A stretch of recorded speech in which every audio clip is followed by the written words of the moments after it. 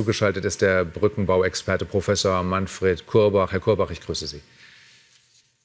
Guten Tag, Herr Simon.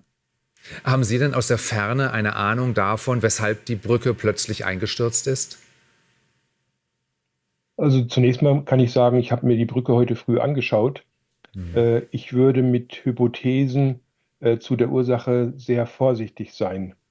Diese erste Vermutung, dass es chloridinduzierte Korrosion sein könnte, ja, kann sein, aber es ist unwahrscheinlich, dass es nur eine Ursache gibt, denn in den meisten Fällen erleben wir ein Zusammenspiel von mehreren Ursachen, sodass ich also tatsächlich da sehr zurückhaltend wäre, jetzt schon auf Vermutungen einzugehen. Bei dieser Chlorid-Variante muss man ja auch dazu sagen, es wird immer darauf verwiesen, das sei zu DDR-Zeiten der Fall gewesen, dass da Chlorid in die Elbe geleitet worden sei. Das ist ja nun jetzt schon Jahrzehnte her. Ist das realistisch, dass eine Brücke dann nach so langer Zeit da noch Schäden dann davonträgt? Äh, Alles unter der Voraussetzung, dass es tatsächlich ein Chloridschaden ist. Äh, Chlorid ist sozusagen ist die Fachbezeichnung für das Tausalz, das wir verwenden, um zum Beispiel Vereisungen zu verhindern. Äh, Wir wissen nicht, wann und in welchen Mengen das verwendet worden ist. Und wir wissen auch nicht, ob es tatsächlich eingedrungen ist. Denn wenn es eindringt, dauert es auch wiederum dann lange Zeiträume, bis dieses dann zum Beispiel am Spannstahl dann zu einer sogenannten chloridinduzierten Korrosion führt. Hätte es denn Vorwarnzeichen geben müssen, dass die Brücke so marode ist, dass sie möglicherweise kollabieren wird? Hätte man da vorher etwas merken müssen? Es ist so, dass diese Brücke tatsächlich unter Dauerbeobachtung stand. Das heißt also, es gab ein ausgeklügeltes Messsystem, mit dem Verformungen zum Beispiel aufgenommen worden sind.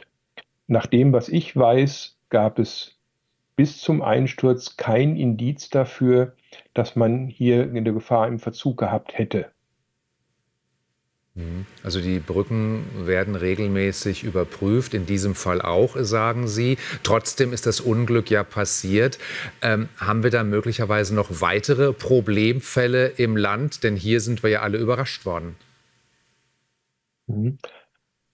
Ich muss dazu sagen, dass das Brückenüberwachungssystem, das wir in Deutschland haben, wahrscheinlich eines der sichersten der Welt ist. Denn so einen Fall wie diesen haben wir tatsächlich noch nie gehabt. Äh, Weiterhin muss man sagen, dass es absolute Sicherheit nicht gibt. Wir haben eine sehr niedrige Versagenswahrscheinlichkeit, jetzt in Zahlen 10 hoch minus 6, das ist sehr, sehr wenig. Aber es gibt eben keine absolute Sicherheit. Ich würde das Sicherheitssystem selber, das wir haben, nicht in Frage stellen, sondern jetzt tatsächlich eher wissen wollen, was hier wirklich ursächlich war. Trotzdem muss man sagen, klar, die Brücke ist zusammengebrochen. Müssen da möglicherweise dann die Intervalle dann verkürzt werden? Oder muss man bei den Prüfungen vielleicht noch mal auf andere Komponenten schauen? Denn so eine massive Brücke, die stürzt ja nicht einfach so zusammen. Ja. Also es ist so, dass wir das normale Intervall haben von 6 Jahren für eine Hauptprüfung und dazwischen nochmal zur Halbzeit nach 3 Jahren also eine kleinere Prüfung. Und jedes Mal dann, und das war hier der Fall, wenn die Zustandsnoten dann nicht wirklich befriedigend sind, geht man entweder auf kürzere Intervalle oder sogar auf eine Dauerüberwachung. Und genau das ist hier gemacht worden, sodass das System selber, das Überwachungssystem selber eigentlich nicht in Frage steht.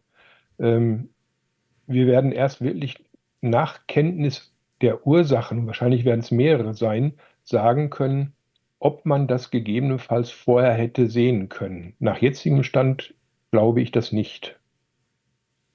Sagt Professor Manfred Kurbach. Vielen Dank für dieses Gespräch. Vielen Dank für die Einordnung. Vielen Dank.